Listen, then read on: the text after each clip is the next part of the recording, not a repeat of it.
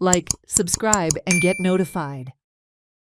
Mandoppa Sporting Club emerged champions after defeating Kunkolim Union to 2-1 in the finals of the All Goa Intervillage Football Tournament.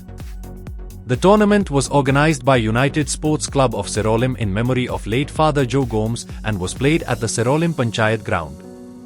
Mehboob Syed of Mandoppa Sporting was named Best Goalkeeper, while teammate Travis Souza won the Best Striker award.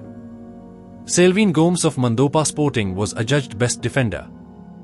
The Best Midfielder of the Finals award went to Clifton Fernandez of Kunkolim Union.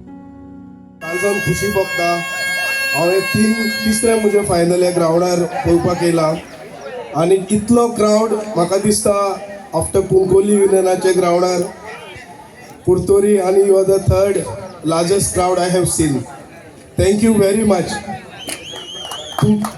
तुमचो सदांच football support करचो आनी आमचे team जे जितले तोकूस करता हो football अलायव दवरपाक.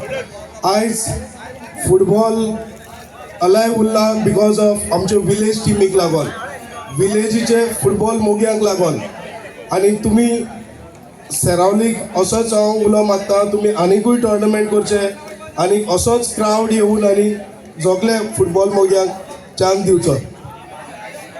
आनी आजचे विनर आसा आमचे मांडोपा स्पोर्ट्स क्लब. तुम्ही बरी डिसिप्लीन दाखयली.